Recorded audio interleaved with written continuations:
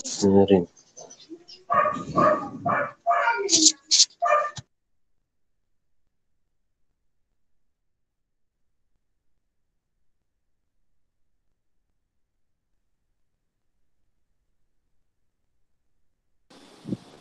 Good afternoon.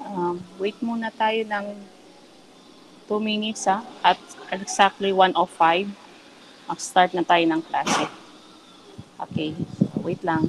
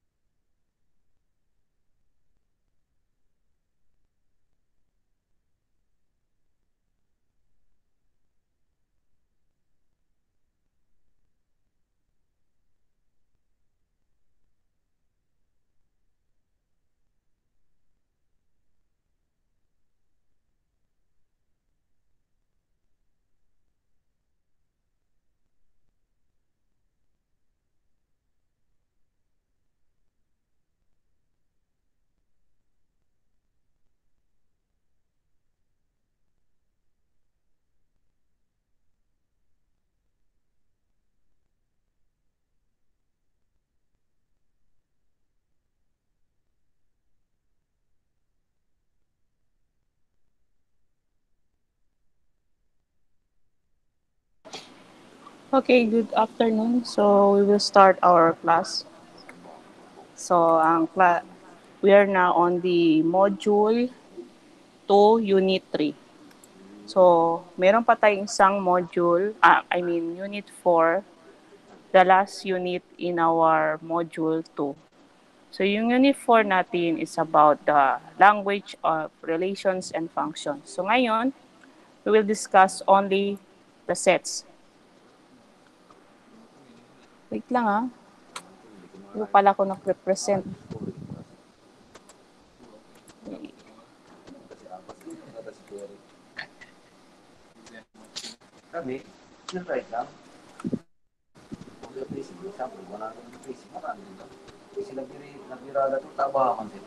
So we're now on these sets. So by next week, we're going to have, after our lecture sa functions and relations, by next Wednesday, your quiz number 2 regarding or about the module 2 will be uploaded to your email address ang link para sa quiz number 2. And then, ano pa ba? So, for today, wala po tayong makikita activities sa ating Google Classroom. So, tingnan nyo lang po doon sa by Thursday na po sa Google Classroom ang another activities. Your activities to be seen, to be posted in the Google Classroom will be about Module 1, Unit 1. Yung nandun na po, Module 3, Unit 1. So we're entering na po sa last module for our midterm. Kasi malapit na yung midterm, so kailangan ko nang i-upload na ang mga activities at the same time a copy of PDF lectures sa Google Classroom ninyo. So, hanggang module 3 tayo sa ating midterm. So, your midterm is on second week of November. So, i-discuss natin on how to do your midterm, kung paano natin gagawin tong midterm. So, kailangan kasi medyo strict tong midterm, pero ang midterm comprises of 50 items, 50 points, module 1 to 3, but all of them are in a multiple choice type of questions. So multiple choice lang tayo meron for your midterm exam as well as your finals din. So ngayon, sa sets muna tayo, then by next week is the functions and relations. After the functions and relations, the quiz number 2 link will be available. So the same pa rin. Start with the next Wednesday hanggang Sunday po yun of 5 p.m. ang inyong availability of your quiz number 2. The new activities about the Module 3 Unit 1 will not be posted today. So ang gagawin nyo lang ngayon is do your activities na hindi pa nagawa. So yung Module 3 Unit 1 activities will be posted in your Google Classroom by Thursday pa po. The same time. Okay? So now we go to the sets. So what is this sets? So set is an ordered collection of objects. So unordered, ibig sabihin, kahit hindi siya increasing or decreasing, basta collection siya ng objects, so it is a set. The objects in the collection or in a set are called the elements or members. So yung mga part ng isang set, ang tawag doon ay element or members. So the sets can be described as a capital letters, while the members or the elements is in lowercase letters. A set is said to contain its elements. Kino-contain niya yung elements niya. So, meron tayo ganito An element is, ito yung kanyang sign for the element. Ito din yung not an element, ito yung sign. So, this one, X is an element of A, and this one is X is not an element of S. So, we have an example. So, example is the collection. Basta may makita po tayong collection, it is all about sets because set is a collection. Yan.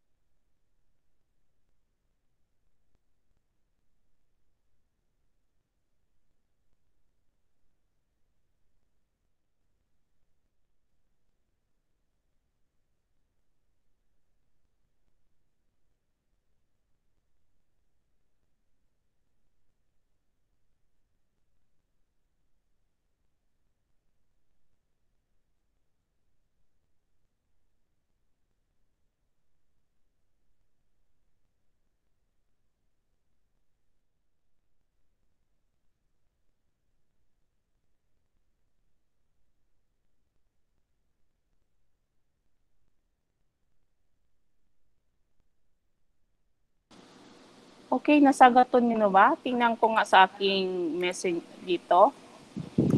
So, merong bang answer? O, wala pang answer. So, please, answer now.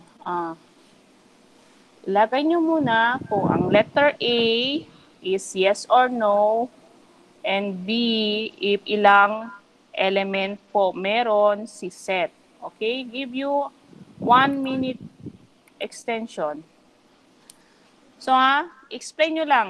So yung kakapasok lang, since hindi ko pa ito na-explain, so sinabi ko kasi is a set is a collection. So nandun pa rin tayo. So titingnan nyo lang. So from the given description po natin, so a set is a collection. So ibig sabihin, ito yung sa loob are the elements, and yung sa taas is the collection. So i-discuss niya na set is a collection of different elements. So ngayon, itatanong ko is this set is equivalent to 0? Yes or no? Tapos, ilang elements meron tayo dito? 0 ba? 1, 2, 3, or 4. So this is for letter A, and this is for letter B. So answer now. Give you 1 minute. Diyan lang sa chat box ha. Hindi sa messenger natin, sa chat box.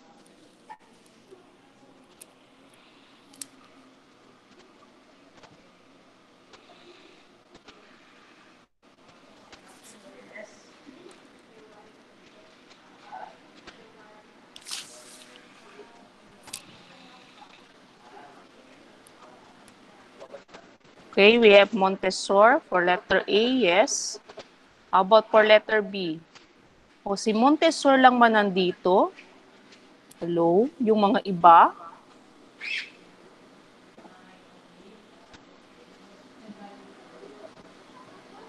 Don't forget to write letter A. Okay, consider ko naman kasi yung letter B is obvious. Numbers naman ang hinihingi ko. Don't forget for the letter B, ilang ilang elements meron? 0 ba? 1, 2, 3, or 4?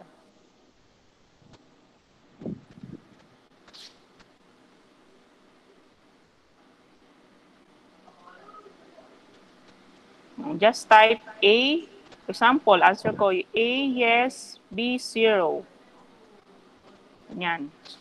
Kasi picturean ko yung mamaya. Kasi i-record ko lang yan later.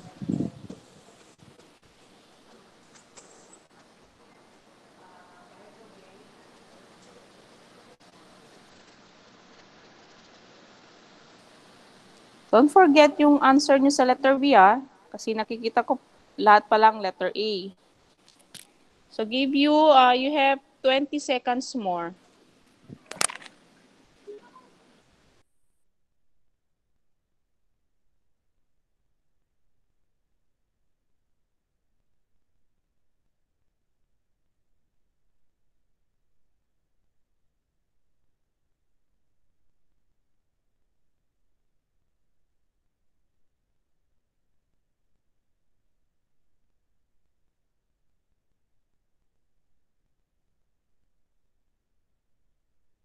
So, okay, so we're done. Let me see, pipicturean ko na sino yung mga nagsagot. Okay, I'm going to start with si Crystalline. So, Crystalline, so sa starting pa naman tayo, definition pa lang. So, okay lang po yan, makahabol pa tayo. So, picturean ko lang yung answer. Wait lang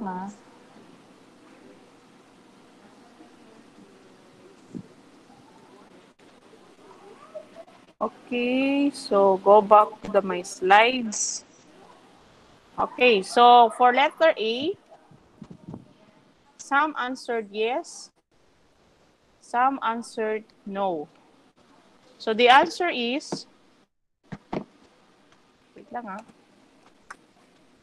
ang answer for natin yan is,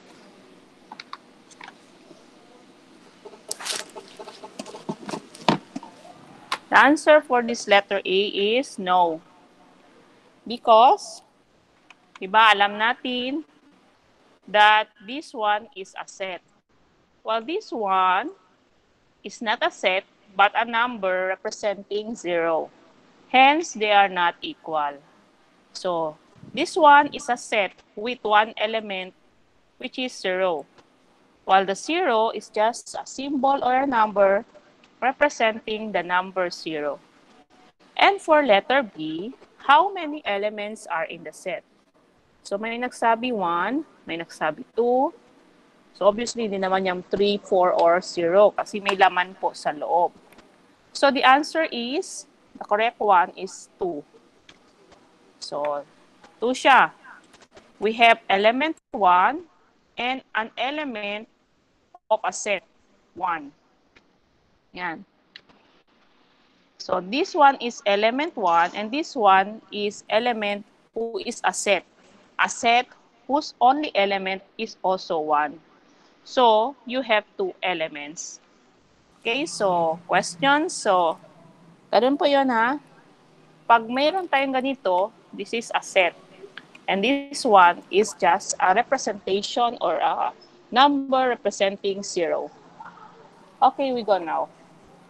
So, for this example, so in answering this one, to find this one, you just use this one. Substitute n with 1, 2, and 0. Ma'am, saan ko kinuha yan? Ito. Ito kasi gusto nyong kunin. So, your n will be 1 to 0. So, if you're going to change 1 here, automatic ito, 1, negative 1. Yung 2 naman, 2, negative 2. Yung 0 naman, 0, negative 0. But, observe po, we don't have negative 0. So, it's obviously 0. Since 0 and 0 are the same, we can make this one into 0 na lang. And for that one, so the same pa rin yung ginawa kong explanation kahapon. Kanina pala, yung bago pa lang, that this one are the same. They are just presenting in different ways. So you see, meron silang kapwa, meron silang same element A, B, and C, but of different representation. Hence, the set X, Y, and Z are simply of the same set, but of different ways of representing it. So, the same set pa rin yan sila. Kasi parehas naman sila may A, B, and C. Unordered nga lang, at yung iba, doble or tatlo ang pagka-represent niya. Okay, so for this one, how many elements are in the set? So obviously, meron tayong 1, 2, and 3. So there are 3 elements. We have A, we have the set whose elements are AB, and the set whose element is A. So, same pa rin dito, just substitute X with 1, 2, 3, and also with this 1, 1 squared. Ganyan. So, meron na tayong dyan. So, since itong 1 and 1, pwede naman ang answer mo, 1 na automatic. So, that is about sets. So, we're done with the sets. So, we're now going to know more about sets with its different terms. Meron tayong tinatawag na empty sets. What are these empty sets? So, these are the sets with no elements. So, it is also known as the null set. So, ang symbol nito is ito. Ito po yung symbol niya. Ito, null set or open and close braces with no element. So, ibig sabihin niyan, this is empty set. Kasi walang elements sa loob ng kanyang braces. So, we have an example. Yan.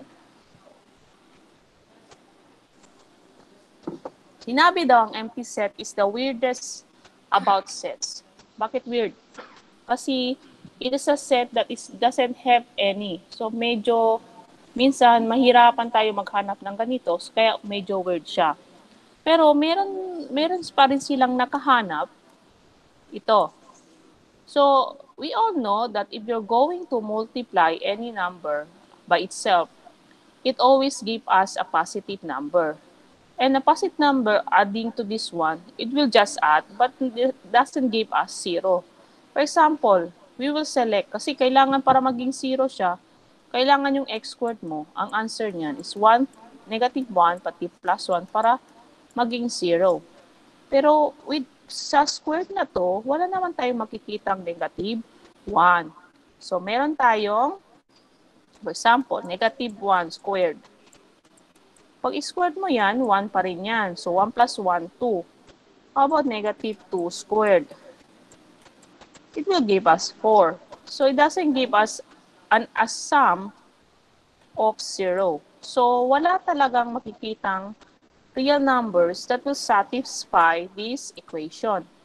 Hence, it is empty. So, yung answer natin dyan is empty or null set. So, that is the empty set. Now, we go to the singleton set, finite set, and infinite set. So, ang singleton set, from the definition, single. So, ibig sabihin, this is a set with one element. One element lang meron. For example, this one, this is a single element containing the null or empty set. Element siya containing the null. Pero pag ganito siya, edi empty set yan. Pero pag meron siyang ganyan, it means that it is a set containing the null or empty set. Okay. So, how about finite? Ito can be counted, while yung infinite cannot be counted. Anong cannot be counted, ma'am? For example, ito. Sinabi, 2-digit positive integer. So, we will start with the 2 digits. That is 10, 11, 12, and so on, hanggang 99. Hindi nakasama si 100 kasi 3-digit na pa yon. Hindi nakasama ang below 10 kasi 1-digit po yon. So ngayon, bakit na-count niya 90 elements? Kasi pag i-count mo yan 10 hanggang 99, it will give us 90. And pwede natin i-count. So, finite set po yan. It can be counted. While an infinite set, hindi siya pwede i-count. Like this one, integer of multiples of 5. So, we'll know we have 5, 10, 15, and so on, hanggang 15,000. Pwede. 15 million, 15 billion. So, i-count mo yan. So, it will take you years o ilang pa to count each. That because it is a infinite set. Infinite po, hindi po pwede i-count. So, these are the definition of the singleton, finite, infinite set. Okay, we will go now to another definition, the equality of a set. Ayan po yung mga definition niya. Yan. This one is equal to this one. And so with this one is equal to this one. Why is it equal? Because sinabi daw dito, kung anong elements na makikita dito, ay dapat makikita daw dito ito. So, can we found an element 1 in the set? Yes. Meron din dito sa set. Meron din tayong 3, makikita din 3. May makita din tayong 5, na makikita din sa 5. And so with this, meron din siyang 1, may 3, and so with 5. So they are equal. So that is the meaning of the equality of a set. Okay, next. So we're still here in the equality of a set. Ano na sinabi sa equality? For example daw, sinabi, set A is a set A has a member first 4 positive whole numbers. And set B, ang member niya is 4, 2, 1, and 3. We all know that the first 4 positive whole numbers are 1, 2, 3, 4. Merong ba tayong makitang 1 dito? May 1 din dito? Yes. How about 2? Yes. How about 3? Yes. How about the 4? Yes. So, all of the elements found in A can also be found in B. Hence, they are equal. So, that is for the equality of a set. Now, we go to the universal set. So time check po tayo It's already 1:34. So hanggang 2:30 tayo. So we still have 26 minutes more. Ah?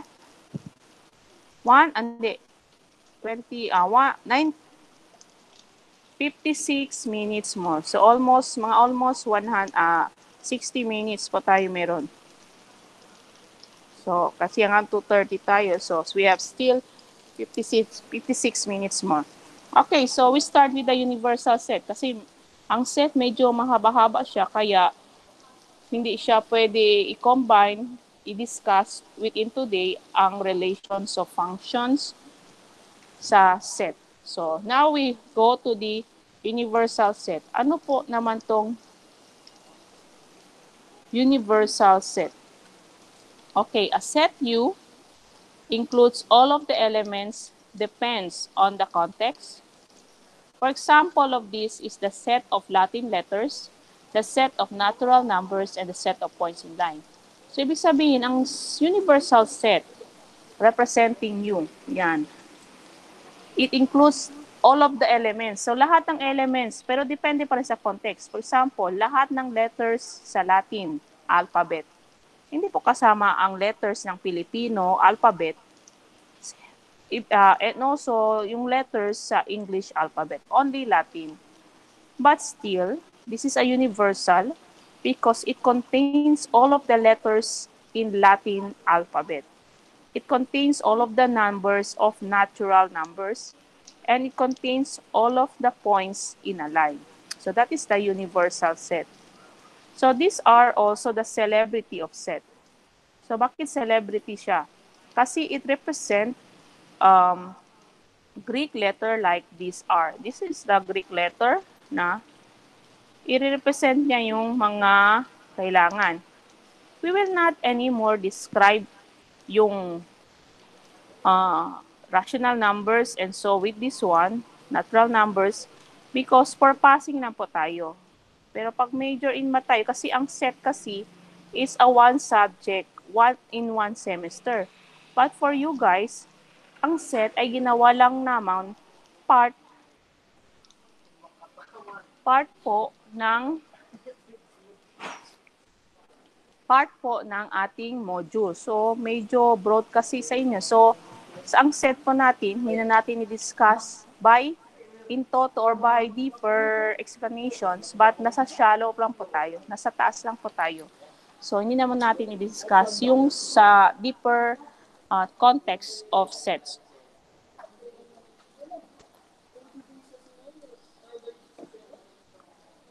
Ngayon, we have here, para makita nyo lang kung ano ang difference ng natural numbers, integer numbers, rational numbers, the real algebraic numbers, and the real numbers. So we have here, natural numbers hanggang dito daw siya. Yung integers hanggang dyan.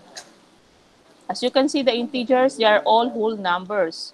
The rational, it consists of a fraction. Yung real algebraic naman consists of a square root. While the real numbers, it consists all. Merong whole number, merong pi, meron tayong square root, meron tayong fraction. So real numbers are all natural, integer, rational, and real algebraic numbers. So that is the difference yung mga different numbers found that can be used in the sets. So next, what is this number line? Number line is the set of real numbers. So, it is the set of all points on a line. So, yan. Yan po yung real numbers. So, number line. So, the number line, gagamit po tayo ng line tapos may mga numbers. Dito po ang mga positive and this one is for the negative direction. Okay, so we're now go to the set builder notation. Ano po itong set builder notation? Yan po. Wherein, this one, we all know that this is a set. Ano to, ma'am? May line. Is that letter L? That is a line. They can be a line or pwede din dalawang tuldok. So ano po yan? Yan po ang ibig sabihin ng such that. So, X is an element of S such that, ano tong PX? PX, ito po yung inyong context or boundary. Your context or boundary. Anong ibig sabihin po, ma'am, context or boundary? Yung hanggang saan lang yung pwedeng membro ng sets. It can be X in an element of S such that X is greater than 10. O, yung ganyan. So, that is how you're going to do with the context or the boundary. So, we have here an example. Okay, wait lang muna.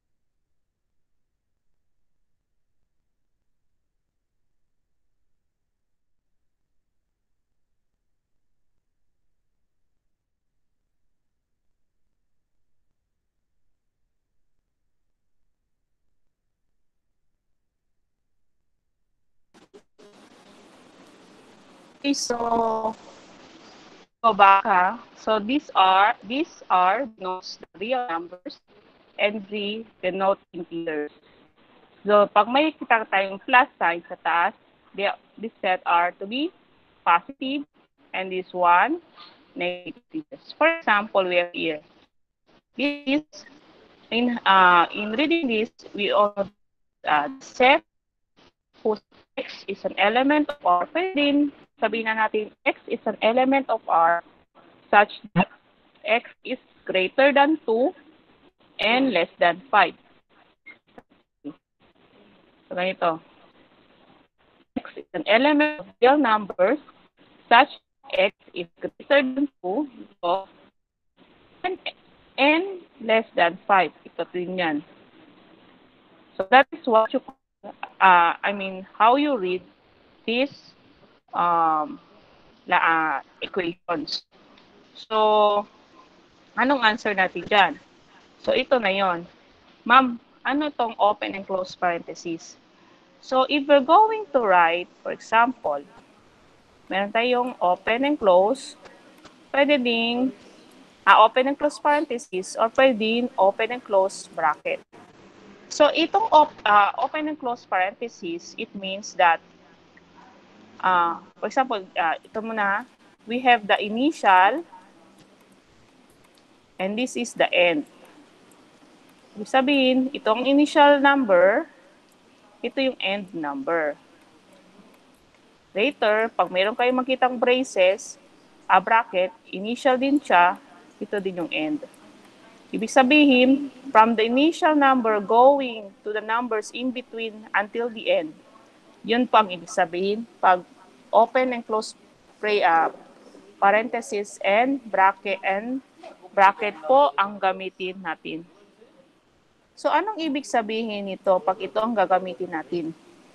For the open and close parenthesis, it means that any number approaching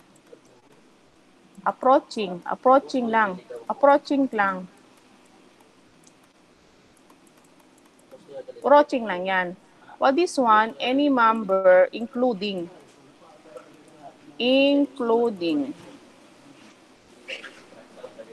So, ibig sabihin, itong dito, wait lang i-erase ko para klaro. Yan. So, it means that we are only getting all of the numbers in real number approaching negative 2 and also approaching to positive 5. Kasi hindi naman to x is greater than or equal to negative 2. Pag equals, itong gagamitin natin. Pero hindi naman siya equals. Approaching lang. Kasi real numbers kasi ito eh. Di ba ang real numbers, it comprises all of the numbers aside from the whole number, we have the fraction number, the square root, anything. So, ibig sabihin, yung mga numbers like 1.99, negative 1.99, or negative 1.99999. So, repeating. Basta hindi lang aabot sa negative 2. Approaching lang siya. So, that is the meaning of the open and close parentheses. While this one, so we have here, tingnan nyo, this is integers na. Ito, real numbers. So, we are talking of the integers strictly between negative 2 and 5. Same pa rin, hindi kasama si negative 2 nor positive 5. But this time, we're talking about integers. So, whole numbers lang po yun lahat. So, pag whole numbers lang, so we have here negative 2. So, ito, negative 1, 0, 1, 2, 3, 4, and 5. So, ibig sabihin si 5 hindi kasama, si negative 2 hindi kasama. Since integers lang naman to, whole numbers ang kailangan natin, automatic alam natin kung ano-ano ang mga ang kailangan dyan. So, we can do an element, yung ganito, a set whose elements. So, we have a set, ang element niya is negative 1, 0, 1, 2, 3, and 4. So, that is the set. Pwede din gamitin natin yung ito. Ma'am, bakit na ito ang kakamitin natin? Kasi hindi naman natin kailangan yung ganito kasi ito is good for the real number. Approaching lang. Since we can write na number in whole numbers kasi including man, so we have including. Ano include niya? So, starting niya is negative 1. Ang ending niya is 4. So, that is how you're going to write. And then, ang pagbasa nito is, this is an x, element of integers, such that x is greater than 2, a negative 2, and less than 5. With this one. Tingnan nyo yung ginawa ko dito kanina. So, pwede nyo nang gawin yan. Yun na kailangan nito. Because ito, good for real numbers lang. Because, hindi naman natin masusulat lahat ng negative 1.999999. Ang dami naman nun. Kasi approaching lang kasi sa negative 2. Those numbers approaching to negative 2. While the integers, specify naman kasi kukunin lang natin yung mga whole number. And they are all countable. While yung real numbers, they are all non-countable or infinite. Hindi natin pwede ilagay. So, we can use the open and close parentheses. Okay, next. So, we have here another example. So, these are all elements that are or is positive. Kasi because of this one, this is a positive. So, yan. Next. So, ano yung mga positive numbers? We have 1, 2, 3, 4. We all know that these are only the positive numbers and which 5 is not included. Kasi ang x is less than 5. So, ibasahin yan, x is an element of positive integers such that x is greater than negative 2 and less than 5. So, yan po yung ating using the braces. The bracket po. So, include lang natin si 1, initial, from the end point, which is the 4. And so, with the next one, all elements that is are negative because of this one. So, ano yung negative? We only have negative 2 and negative 1, and since negative 2 is not included because of this boundary or context, so negative 1 is only included as part of our element. Basahin natin to, so x is an element of negative integers. Negative siya dahil dito. Negative integers such that x is greater than negative 2 and less than 5. So we can also use the open and close bracket with the negative 1. So this is the initial and the end point of your sets. So that is the example on how you read the roster, in how you translate from the equation to another sentence, at paano din malaman ang mga elements that are part of this context. So, any questions with the sets? So, tapos na tayo sa sets. Subsets na po tayo. A subset is just the daughter or the son, o yung basta yung daughter or the son of the parent. So, si parent, si subset po yung anak. O, time check po tayo. It's already 1:49. So, still have 1:50 na. So, we still have 40 minutes more. So, questions? If no questions, non-questions. So, we continue with the subsets. So, ano din ang subset? So, subset represent ganyan. So, sinabi dyan, ang subset is, kung anong makikita sa set A, lahat ng elements na makikita sa set A, dapat nasa set B para magiging subset siya. Okay, so subset is taking pieces of the set. So for example of this one, so this one is the set of A, which is the multiples of 4. So ito yung mga multiples ng 4. Ang set B naman are all multiples of 2.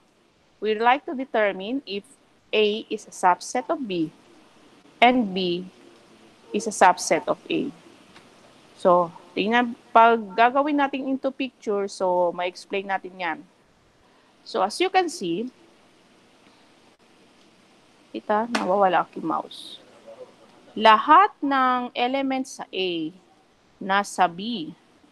So, it means that sinabi sa definition that an element A is a subset of B if all of its element can be found in set B. So since it can be found in set B, hence A is a subset of B. But B is not a subset of A. Why? Wala ka naman makitang negative 6 dito, or yung negative 2, or yung 2, or yung 6, which is cannot be found in A. Hence, B is not a subset of A. Only A is a subset of B. Okay. How we know that it is not a subset? So, ito yung mga definition. So, ganito yung subset. Pag mayroong ganyan, that is not a subset. So, sinabi doon, if merong element si A na wala sa B, hence, A is not a subset of B. For example, si A. Meron tayong A. 1, 2, 3. Tapos si B naman, meron 1, 2, 4. So, meron tayong 1, meron tayong 2. Ang 3 ay wala sa B, only 4. Hence, A is not a subset of B. Kasi meron tayong element number 3 na wala si B. So, hindi siya pwedeng magiging subset. Kailangan ang element sa A ay ang lahat ng elements sa A ay nasa sa B. Okay, so those are the subset. So for equality, ang equality daw, dapat A is a subset of B and B a subset of A. So for example nito is, meron tayong 1, 2, 3. Si B naman, 1, 2, 3. Since all of the element of A can be found in B, A is a subset of B. Since all of the element in B can be found in A, B is a subset of A. Since if that's the case, as we can see, lahat naman ng element niya, 1, 1, 2, 2, 3, 3, ay parehas sa A and B. Hence, A is equivalent to B. So, equal sila. So, that is the meaning. Kapag equal siya, if and only if A is a subset of B and B is a subset of A. So, how will you know that a subset is a proper subset? Sinabi dito, a proper subset, if A is a subset of B, pero hindi siya equivalent to B. Anong ibig sabihin yan? So ito, this one is a subset of B. But since this one is equals to this one, hence this is not a proper subset. Only a subset. Yun pang ibig sabihin. Ang proper subset, kaya may sinabi dito, a set is a subset of self but not a proper subset. Kasi of itself, parehas sa kanya, pero hindi siya proper subset. Dapat daw kasi, for example, we have 1, 2. Ito dito is 1, 2, 3. So we have 1, we have 2. So this one is a subset. Is this a proper subset? Yes, because they are not equal. Wala siyang, ang B, meron siyang 3, pero itong A, wala. So they are not equal, but A is a subset of B, hence A is also a proper subset of B. That is the meaning of a proper subset. Okay? Is the empty set a proper subset of A? It can be a subset of A because if there are no other elements other than na empty set. At hindi din siya pwedeng maging proper subset if a set A contains no element. So that is why there's a condition kung ang empty subset is a proper subset ba ng A or hindi. Okay, next. So ano namang cardinality? So ang cardinality is the number of elements. Ilang elements meron sa isang set. So it comprises of this one. Pag may makita tayong ganyan, that is a cardinality. You're going to count the number of elements in the set. For example naman is, so, the number of elements in the set S. So let A be the set of odd positive integers less than 10. Okay, then the cardinality of A is 5. Bakit 5? What are the odd positive integers less than 10? Odd ha? Hindi kasama si even. So we have 1, 2, we have 1, 3, 5, 7, and 9. Wala nang greater than 10. Hanggang sinabi less than 10. So if we're going to count that, we have 1, 2, 3, 4, 5. That is why the cardinality of the set A is 5. So what is the cardinality of the set S? Whose set of letters in the English alphabet? So we all know that there are 26 letters. Hence, the cardinality is 26. So null set has no elements. Hence, the cardinality of null set is 0. So ano naman ang proper set? Yan. Yan po ang proper set. So ilagay ko na lang ha. So what is this proper set? Sinabi daw, if a set has n elements, ito, n elements, then its power set has 2 raised to n. So for example, what is the power set of the set 0, 1, 2? So meron tayong 0, 1, 2. So that there are 3 elements. So the power set is 2 raised to 3, which give us 8 elements. We count this one. 1, 2, 3, 4, 5, 6, 7, 8. So we have 8 elements. Sorry. Ma'am, baka tanungin nyo, saan to kinuha ang mga answers? Baka there will be a time, baka tanungin ko sa quiz, wala po ito, pero baka sa midterm. What are these elements in the power set of the set? Baka ganun. So, kailangan, the first one is there must be a null set, this one. And yung kompleto na set, which is 0, 1, 2. So, 0, 1, 2. And then, kunin mo mga single tone.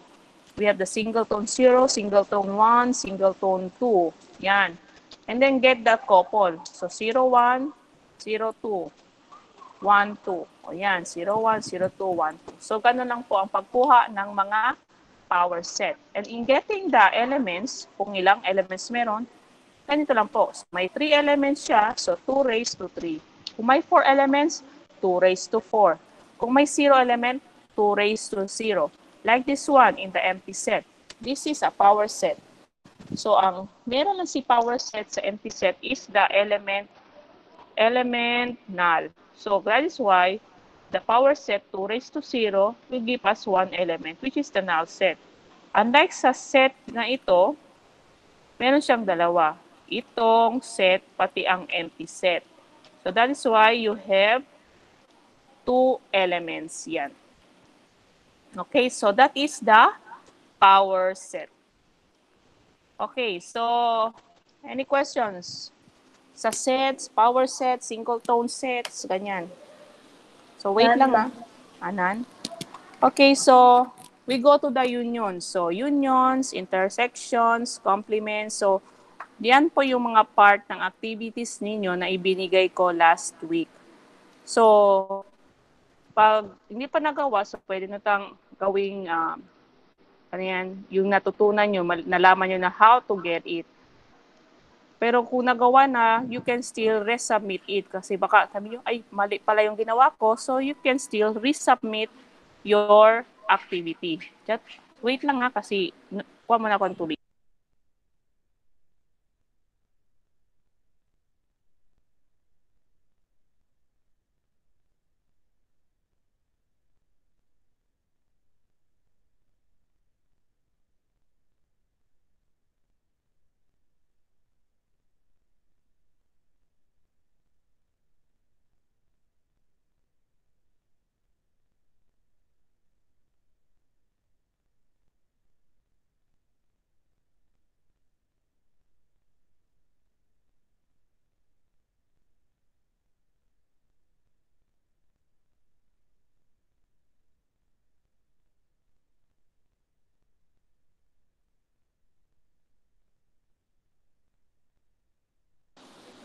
Okay, so we're on the unions, ha?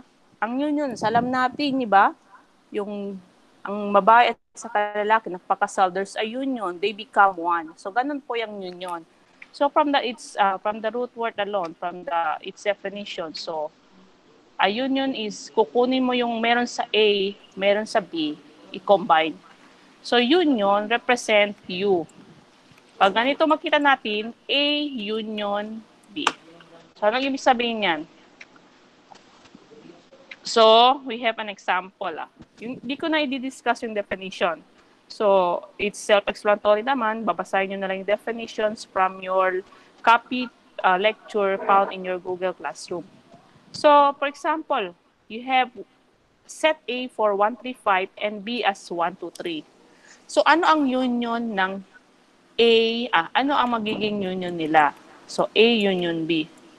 So, you just get all of the elements found in A and all of the elements found in B and combine them. So, yan po ang union.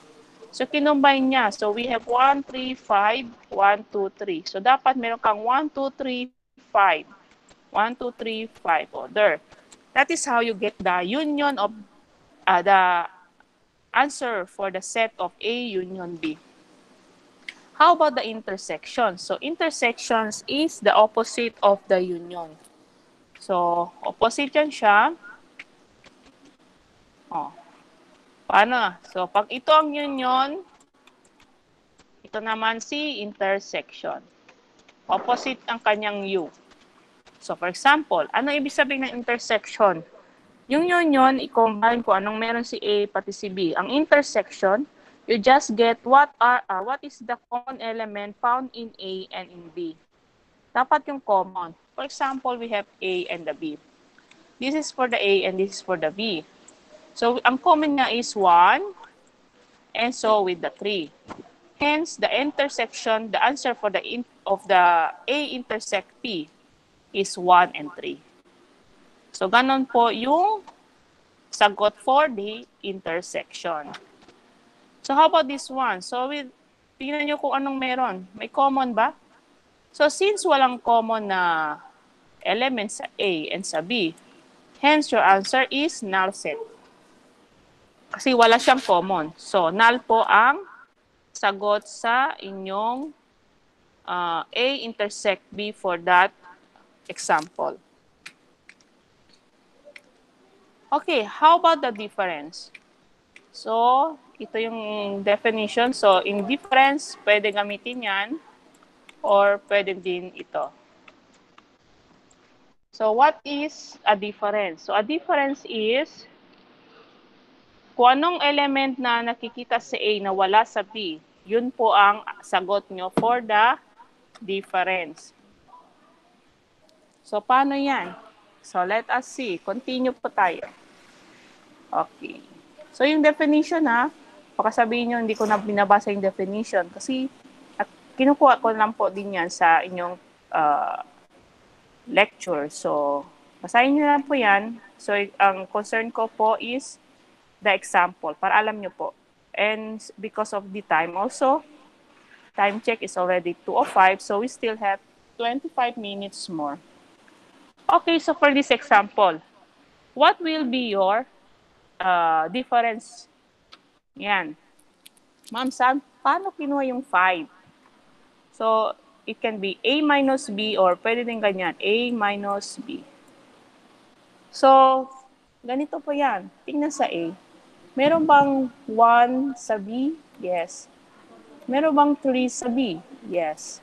Meron bang 5 sa B? Wala. So, since wala to, yan po yung difference. A minus B. How about po yung B minus A? So, ganito. 2 po ang answer. So, tingnan natin. May 1 ba sa A? Meron. May 2 ba sa A? Wala. May 3 ba sa A? Meron. So, lahat na yung diniscuss natin, answer.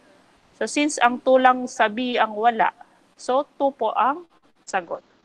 Wala po tayong pakialam sa 5. Kasi sa A po yan. Kasi B minus A. So, only the elements in B, titingnan natin and check whether may elements ba sa B na wala sa A. Ganun lang po yun. Pag B minus A. Pero pag A minus B, only the elements of A. Tingnan mo lang kung anong elements sa A ang wala sa B, then yun po yung sagot. Yan. Okay, so we're done with the difference. Now we go to the complement. Ano din ang complement? Yan.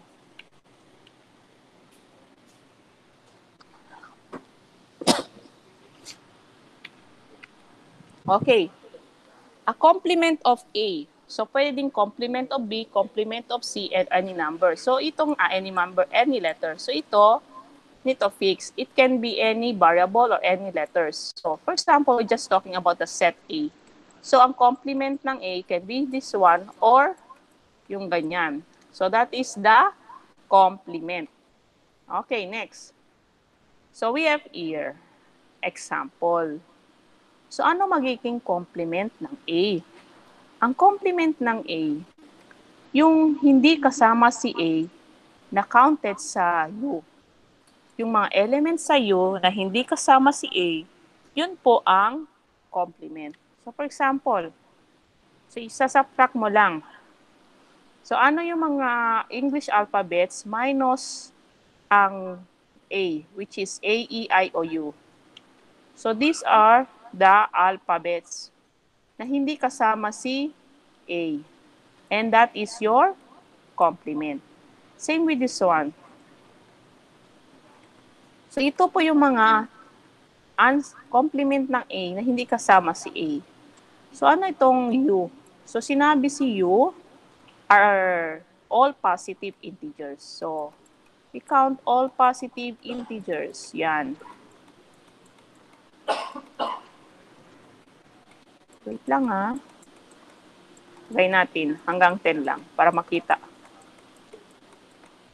Oh, and so on. Hanggang positive. So, this is your universal.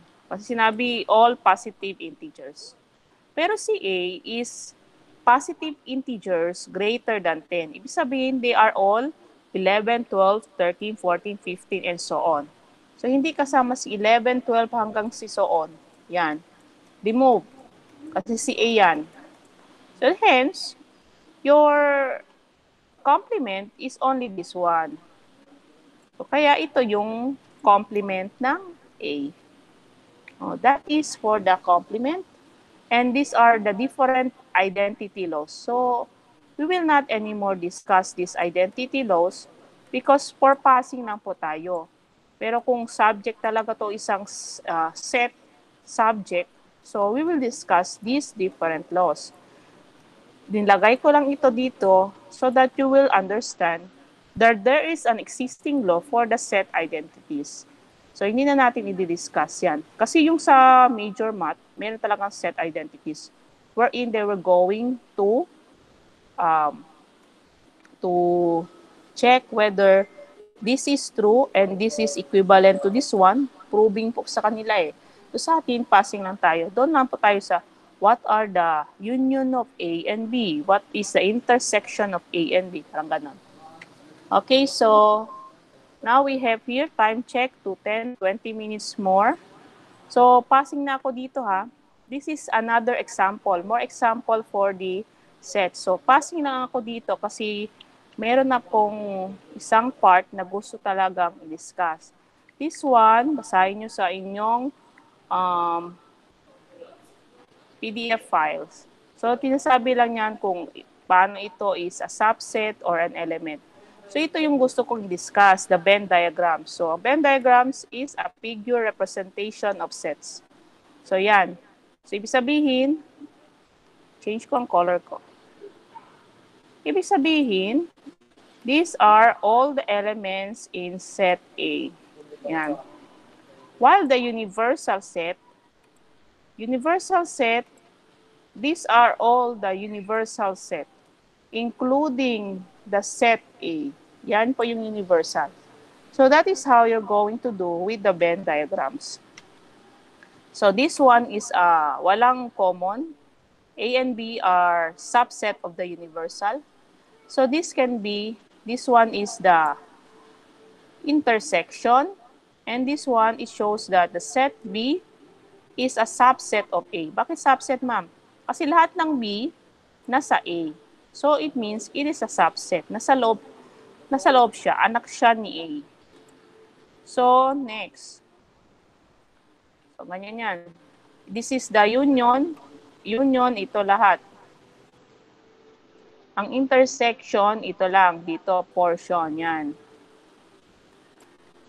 So we have the complement. Ano yung complement? Yung sa labas na hindi kasama si set. Yun po ang complement. So we have here, tingnan nyo, dito yung set A. Ang complement ng A is yung sa labas pero hindi kasama si A.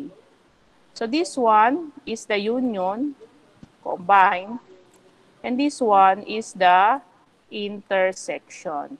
Yan. So we will not discuss this one. I-discuss ko lang yung Cartesian product. Pakibasa lang na rin din yun doon. Kasi self-explanatory namin yung Cartesian product is an ordered pair getting from the sets. So ang gagawin ko lang, explain ko lang mabuti yung inyong activity. So please read this portion na. Wait lang.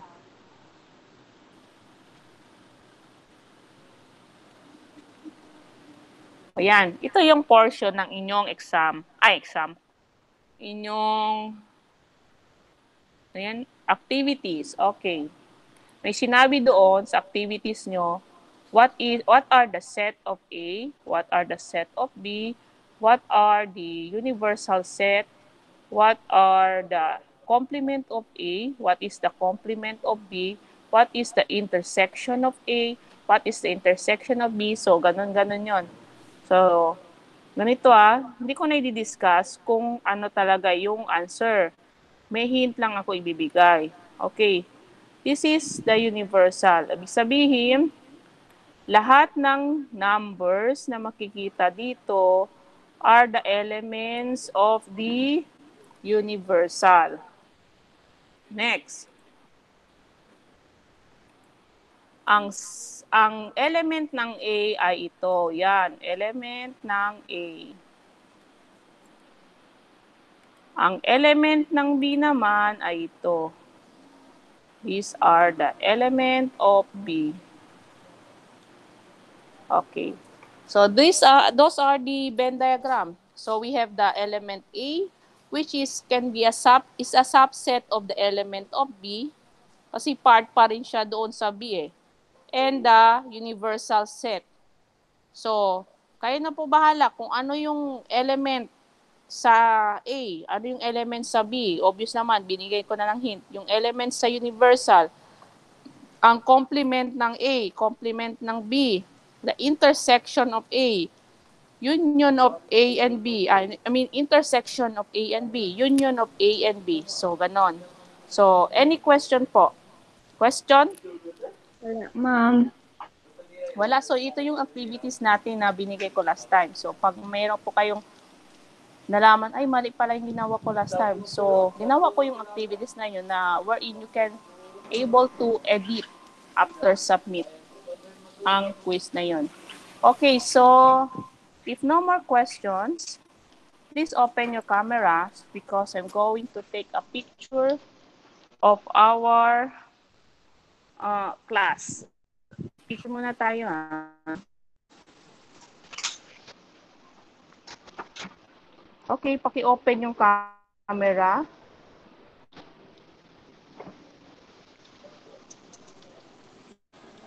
Okay, wait lang.